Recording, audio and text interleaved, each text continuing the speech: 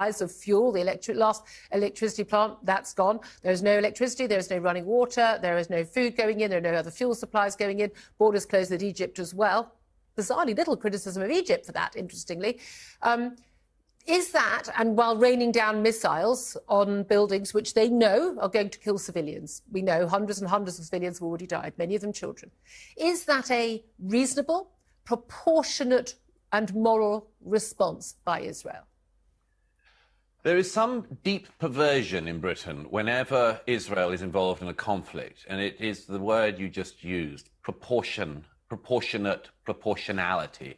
Only Britain is really obsessed with this. I've heard it for the last few days incessantly.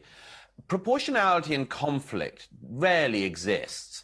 But if we were to decide that we should have this fetish about proportionality, then that would mean that in retaliation for what Hamas did in Israel on Saturday, Israel should try to locate a music festival in Gaza, for instance, and good luck with that, should try to find a music festival in Gaza and rape precisely the number of women that Hamas raped on Saturday, kill precisely the number of young people that Hamas killed on Saturday.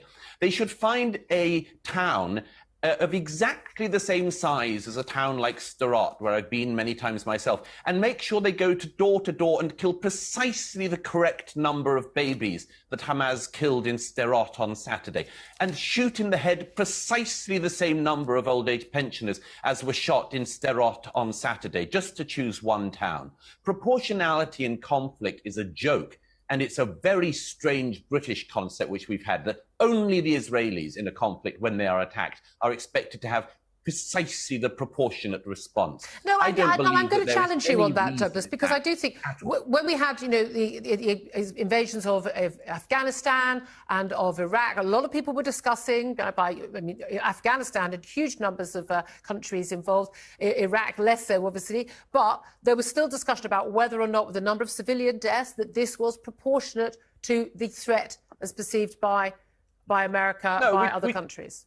We didn't say that the death toll in Afghanistan had to be precisely the death toll, for instance, in the Twin Towers in New York.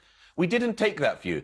By the way, always has to be said, the difference between the Western way of war and the Hamas terrorist way of war is that their objective is to kill civilians. The objective of Hamas is to kill innocent people.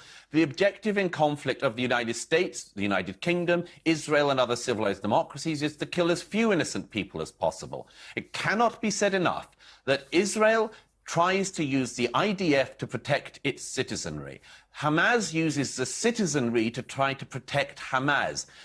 Israel precisely uses precision-guided missiles in order to try to limit civilian casualties. But I have no doubt that after the atrocities of the last week, the appetite of the Israeli public and military and politicians to continue this precision game will, of course, change. The siege